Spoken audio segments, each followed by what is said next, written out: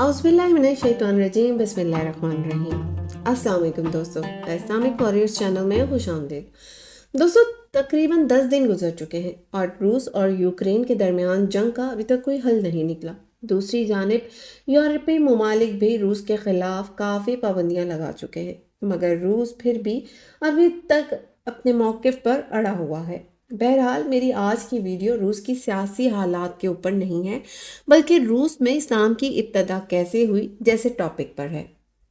दोस्तों, रूस में इस्लाम एक अक़लियती मज़हब है। यूरोप में सबसे ज़्यादा मुस्लिम आबादी रूस में है। एक अंदाजे के मुताबिक 2018 ईस्वी तक रूस में मुसलमानों की तादाद तकरीबन 25 मिलियन के करीब थी। इस्लाम को रूसी कानून के तहत और रूसी सियासी रहनुमाओं की तरफ से रूस के रिवायती मज़ाहिब में से एक मज़हब माना जाता है। इस्लाम रूसी तारीख़ी विरसे का एक हिस्सा है और इसे रूसी हुकूमत की तरफ से सब्सिडी भी दी जाती है। ऑर्थोडॉक्स ईसाईयत के साथ साथ एक बड़े रूसी मज़हब के तौर पर इस्लाम का ये मुकाम कैथरीन दी ग्रेट के ज़माने से है, जिसने ऑरेनबर्ग असम्बली के ज़रिए इस्लामी उलमा और स्कॉलर्स की सरपरस्ती की, जिसकी वजह से मुसलमानों की बड़ी तादाद कैथरीन के बाद भी ज़ार हुकूमत की वफ़ादार रही और उस्मानी हरीफ की मुखालफत करती रही। ज़ार की हुकूमत के ख़ात्मे के बाद सोवियत यूनियन ने रियासती तौर पर एथीज़म यानी इल्हाद की पॉलिसी को अपनाया, जिसने इस्लाम और दीगर मज़ाहिब के अमल में रुकावट डाली और मुख्तलिफ दीनी उलमा की फांसी का सबब भी बना। सोवियत यूनियन के टूटने के बाद इस्लाम को एक बार फिर से रूस में एक कानूनी और बावकार हैसियत मिली। कुछ साल कबल ही रूसी सदर व्लादिमीर पुतिन ने इस्लाम को मजबूती बख्शी, जिसकी बदौलत रूस में मसाजिद की तामीर को बढ़ाया गया और मसाजिद की तामीर और इस्लामी तालीम के फ़रोग़ पर सब्सिडी भी दी। इसके साथ साथ रूसी सदर पुतिन ने मसाजिद और दीनी मदारिस की तामीर को रूस के सकाफ़ती ज़ाब्ते का एक लाजमी हिस्सा करार दिया। इसके अलावा सदर पुतिन ने बाकायदा तौर पर मुसलमानों के ख़िलाफ़ नफ़रत अमीज़ तकरीरों और हज़रत मोहम्मद मुस्तफ़ा सल्लल्लाहु अलैहि वसल्लम की शान में गुस्ताखी के ख़िलाफ़ भी रूस के मुसलमानों की तरफ से आवाज़ उठाई। बहरहाल ये तो था आज का रूस, मगर रूस में इस्लाम कब पहुंचा और रूस में इस्लाम कैसे फैला, आइए इस तनाज़ुर में तारीख़ का जायज़ा लेते हैं। दोस्तों, रूस की सरजमीन पर सबसे ज़्यादा कवकाज़ और पवोल्जिया में इस्लाम नमूदार हुआ, जो कि नबी आखिरुज़्ज़मा हज़रत मोहम्मद सल्लल्लाहु अलैहि वसल्लम की वफ़ात के फ़ौरी बाद ही फैलने लगा था और इस्लाम ने इन तमाम सदियों में रूस की हुकूमत में एक अहम किरदार भी अदा किया है। मौरख़ीन के मुताबिक रूस की सरजमीन पर सबसे पहले शुमाली कवकाज़ की रिपब्लिक दागिस्तान के शहर दरबंद के बासी मुसलमान हुए थे, जिन्होंने 653 ईस्वी में अरबों के साथ जंग लड़ी थी। अगरचे खज़र के इलाके में शिकस्त खाने के बाद अरब लौट गए थे। खज़र का इलाका शमाली रशिया के बीचों बीच इलाका लगता था, जिसका तयन करना आज मुमकिन नहीं है। बहरहाल खज़र के इलाके में शिकस्त खाने के बाद अरब वापस लौट गए थे, लेकिन इस खत्ते में मुसलमान मौजूद रहे थे। रूस के मशहूर इलाके शुमाली कवकाज़ में इस्लाम के मुस्तहकम होने के बाद इस्लाम वस्ती एशिया में पहुंचा था। अगरचे अब वस्ती एशिया की रियासतें अपने तौर पर खुद कफील ममालिक बन चुकी हैं, मगर उस वक्त शहनशाही रूस और सोवियत यूनियन में इनका बहुत ज़्यादा किरदार रहा है। आज रूस में ताजिकिस्तान, उज़्बेकिस्तान, किर्गिस्तान और किर्गिस्तान से आए हुए लाखों मुसलमान बसते हैं, जो रूस की मुसलमान बरादरी की सरगर्मियों में बराह रास्त शरीक होते हैं। रूस के यूरोपीय हिस्से में बुनियादी तौर पर इस्लाम का मरकज़ दरियाए वोल्गा से मुंसलिक खत्ता पवोल्जिया और यूराल के इलाके थे।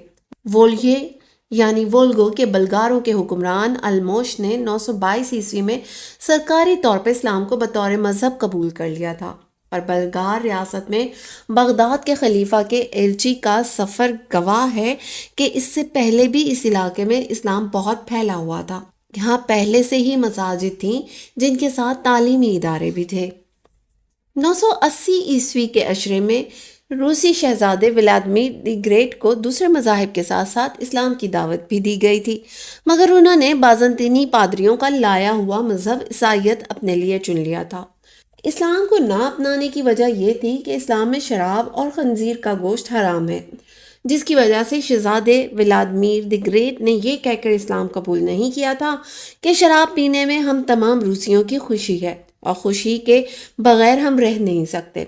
شہزادے نے یہودیت کے بارے میں بھی جاننے کی کوشش کی تھی، مگر یہودیت کو یہ کہہ کر قبول نہیں کیا کہ ان کا یروشلم سے نکلے جانا اس بات کا گواہ ہے کہ یہ خدا کی ناپسندیدہ قوم ہے۔ کچھ عرصہ بعد میں سرکاری طور پر تمام ترک زبان بولنے والے غول زرنگ کے لوگوں نے اپنے خان ازبیک کے 14ویں صدی عیسوی میں اسلام قبول کرنے کے بعد اس مذہب کو اپنا لیا تھا۔ غول کے بکھرنے کے بعد خانوادے بن گئے تھے جن میں کازان، پاولژے، سائبیریا، وولگو اور یورال، کریمیا اور جنوبی یوکرین کے خانوادہ معروف تھے۔ بعد میں ان خانوادوں کو ماسکو کے حکمران نے شکست دے ڈالی تھی۔ اس کے بعد اسلام کی تاریخ روس کی تاریخ میں کہیں گم ہو گئی تھی۔ جنگوں کے بعد شروع میں مسلمانوں کی مسجدوں کو پتھروں سے بنانا ممنوع تھا۔ روس میں اسلام کی حیثیت مضبوط ہونے کا دور 1767 عیسوی میں ملکہ کیتھرین دی گریٹ دوئم کے دورِ کازان کے بعد شروع ہوا تھا، جب انہوں نے پہلی والی ساری پابندیاں ختم کر دی تھیں، اور بین الاقوامی جاتی رواداری کے سلسلے میں انہوں نے 1773 عیسوی میں تمام مذاہب کے لوگوں میں برداشت کا حکم صادر کیا تھا۔ 1788 عیسوی میں کیتھرین دی گریٹ کے حکم پر روس میں مسلمانوں کی پہلی تنظیم اورنبرگ میں قائم کی گئی تھی۔ روس کے مسلمانوں کا رہنما یعنی مفتی کا تقرر بھی ہوا تھا، جس کو مسلمان برادری کی جانب سے چنے جانے کے بعد ملکہ کی جانب سے تصدیق لازمی تھی۔ مفتی کا دفتر اوفا میں بنایا گیا تھا۔ 1817 عیسوی میں شہنشاہ الیگزینڈر اول نے وزارت مذہبی امور قائم کیے جانے کے حکم پر دستخط کیے تھے، جس میں کہا گیا تھا کہ مفتی کا چناؤ مسلمان برادری کرے گی، مگر اصل میں مفتی کا تقرر وزارت امور داخلہ کی جانب سے سفارش کردہ شخصیت کو شہنشاہ مقرر کرتا تھا۔ کہیں جا کر 1889 عیسوی میں سرکاری کونسل نے قانون میں ضروری ترمیم کی تھی، جس کے بعد قانون پر عمل درآمد ہونا شروع ہوا تھا۔ اس کے لیے شرعی قوانین اور عام سرکاری قوانین کو ملا کر دیکھا گیا تھا۔ مفتی کی جانب سے دیے گئے فتووں کی نگرانی کرنا گورنر کی انتظامیہ اور وزارت امور داخلہ کا کام ہوتا تھا۔ حکومت کے دباؤ پر یہ اورنبرگ کمیٹی ان شرعی قوانین کو منسوخ کر دیا کرتی تھی جو شہنشاہ روس کے قوانین کے خلاف ہوتے تھے۔ 1910 تا 1913 عیسوی سینٹ پیٹرزبرگ میں پہلی مسجد پتھروں سے تعمیر کی گئی تھی، جو آج بھی موجود ہے۔ اس کی طرز تعمیر میں وسطی ایشیا کے مسلمانوں کی طرز تعمیر کا عکس ملتا ہے۔ اس مسجد کا گنبد بہت حد تک سمرقند اور امیر تیمور کے مزار کے گنبد سے ملتا جلتا ہے، اور عمارت کا نقشہ مزار شاہ زندہ سے ملتا جلتا ہے۔ مسجد کی دیواروں پر گہرے سرمئی رنگ کا گرینائٹ پتھر ہے، جو مسجد کو یادگاری شکل اور پیٹرزبرگ کی شمالی طرز تعمیر کا رنگ دیتا ہے۔ شمالی قفقاز میں اسلام جنگ قفقاز تک بہت گتھا ہوا تھا۔ روس نے یہ جنگ چچنیا، داغستان اور چرکیسیا کی امامت کے خلاف لڑی تھی۔ روس کی شہنشاہیت کے خاتمے کے بعد سوویت یونین کے قیام کے کچھ عرصہ بعد تک ایک بار پھر شمالی قفقاز کی امارات قائم کر دی گئی تھیں، جہاں شرعی قانون نافذ کیے گئے تھے۔ 1917 عیسوی کے فروری انقلاب کے فوراً بعد اورنبرگ کمیٹی کو زیر نگرانی لے لیا گیا تھا اور مفتی کو گرفتار کر لیا گیا تھا۔ اس تنظیم کو چلانے کی خاطر امام حبیب اللہ کی سربراہی میں ایک 16 رکنی کمیٹی بنا دی گئی تھی۔ سوویت عہد میں ناقابل قبول الحادی حکومت کے خلاف اسلام کی مزاحمت، قدامت پسند عیسائیت جس پر ملک کی آبادی کی اکثریت کاربن تھی کی جانب سے مزاحمت کے مقابلے میں قوی اور گہری رہی تھی، جبکہ خود سوویت حکام کی پالیسی اور سوویت ریاست شروع سے مسلمانوں کے ساتھ نرم رہی تھی اور دینی اعمال پورے کرنے یا مذہبی گروہ بنانے کو تشویش کی نگاہ سے نہیں دیکھتی تھی۔ 1920 عیسوی میں اوفا میں مسلمانوں کا پہلا وسیع تر اجلاس ہوا تھا، جس میں مسلمانوں کی مرکزی دینی کونسل کا قیام عمل میں لایا گیا تھا، جو اورنبرگ کمیٹی کی وارث تھی اور جو یورپی روس، سائبیریا اور کرغزستان کے مسلمانوں کے مذہبی مسائل کے حل کا کام کرتی تھی۔ 1926 عیسوی میں مسلمانوں کی پہلی کل دنیا کانگریس کا انعقاد ہوا تھا۔ اس میں سوویت یونین کی نمائندگی مسلمانوں کی مرکزی دینی کونسل کی قیادت نے کی تھی، مگر 1920 عیسوی کے عشرے کے دوسرے نصف میں تمام مذہبی اداروں بشمول اسلام سے وابستہ اداروں کے خلاف ملحدانہ پرچار کا دباؤ شدید تر ہو گیا تھا۔ دوسرے مذاہب کی مانند اسلام کو بھی بہت ضرر سہنا پڑ رہا تھا، کیونکہ اس پرچار کے نتیجے میں اکثر مساجد اور مسلمانوں کے تعلیمی اداروں کو یا تو بند کر دیا گیا تھا یا ان کی عمارات کو منہدم کر دیا گیا تھا۔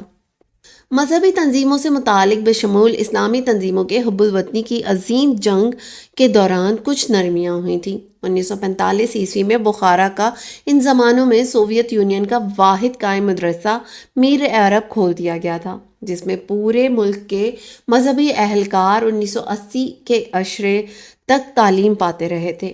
نہ صرف وسطی ایشیائی ریاستوں کے بلکہ تاتارستان، بشکیریا، صوبہ پاولژے، شمالی قفقاز اور آذربائیجان تک کے اہلکار یہاں پہ تعلیم پاتے تھے۔ 1960 سے 1980 کے عشرے تک قرآن پاک چھاپے جانے کی اجازت دے دی گئی تھی۔ قمری تقویم چھاپی جانے لگی تھی۔ مسجدوں کو مذہبی مستقروں کی حیثیت سے دیکھا جانے لگا تھا۔ مجلہ سوویت مشرق کے مسلمان شائع ہونے لگا تھا۔ سوویت یونین کے وجود کے آخری برسوں میں جب 1989 سے آزادی اظہار اور تعمیر نو کا آغاز ہوا تھا، اسلام کی جانب سرکاری رویہ مزید مثبت ہونے لگا تھا۔ 1944 سے سوویت یونین کے مسلمانوں کے دینی مسائل کے معاملات ایک دوسرے سے آزاد 4 مختلف مراکز دیکھا کرتے تھے، یعنی وسط ایشیا اور قزاقستان، ماورائے قفقاز، شمالی قفقاز، سوویت یونین کے یورپی حصے اور سائبیریا کے مسلمانوں کی دینی کونسلیں۔ پھر 1991 تک سوویت روس میں مسلمانوں کی 2 دینی کونسلیں وجود رکھتی تھیں۔ سوویت یونین کے یورپی حصے اور سائبیریا کے مسلمانوں کی دینی کونسل اوفا میں اور شمالی قفقاز کے مسلمانوں کی دینی کونسل مچ میں قائم تھی۔ اس وقت پالیسی سے زیادہ اپنے طور پر آزاد مسلمانوں کی دینی کونسلیں، ایوان ہائے مفتیان، 3 بڑی مرکز پسند تنظیمیں اوفا میں، روس کے مسلمانوں کی مرکزی کونسل ماسکو میں، روس کے مفتیوں کی کونسل اور شمالی قفقاز میں مسلمانوں کے ارتباطی مرکز میں متحد ہیں۔ روس میں مسلمانوں کی حتمی تعداد اب تک طے نہیں ہو سکی ہے۔ ایک اندازے کے مطابق 2018 تک روس میں مسلمانوں کی کل آبادی تقریباً 25 ملین تک پہنچ چکی تھی۔ روس میں مسلمانوں کی تعداد میں اضافہ ہوتا جا رہا ہے، خاص طور پر شمالی قفقاز کی قوموں میں کثیر الاولادی کے باعث اور ساتھ ہی تارکین وطن کی آمد کی وجہ سے مسلمان تعداد میں زیادہ ہوتے جا رہے ہیں۔ تارکین وطن زیادہ تر وسطی ایشیائی ملکوں اور آذربائیجان سے آ رہے ہیں۔ مسلمانوں کی اکثریت سنی ہے، شیعہ اقلیت میں ہے۔ داغستان، چچنیا اور انگوشتیا میں تصوف بہت زیادہ پھیلا ہوا ہے۔ اس کے علاوہ دوستو، اسلام کی کئی مشہور شخصیات کا تعلق بھی بخارا سے تھا، جو ازبکستان کا شہر ہے، جو کبھی روس کی مسلم ریاست ہوا کرتی تھی۔ ان شخصیات کے نام کچھ ایسے ہیں: امام بخاری، ابو علی سینا، ابو منصور القمری، ابو بکر نرشقی اور سید جلال الدین سرخ پوش بخاری شامل ہیں۔ تو دوستو، امید کرتے ہیں آپ کو ہماری یہ ویڈیو بہت پسند آئی ہوگی۔ اپنی رائے کا اظہار کامنٹ باکس میں ضرور کیجیے گا۔ شکریہ۔ امید کرتے ہیں کہ آپ کو آج کی یہ ویڈیو بہت پسند آئی ہوگی۔ ویڈیو اچھی لگے تو اسے لائک کرنے کے ساتھ ساتھ اپنے دیگر دوستوں کے ساتھ بھی شیئر کر دیجیے، اور ہمارے چینل دی اسلامک واریئرز کو سبسکرائب کرنا نہ بھولیں۔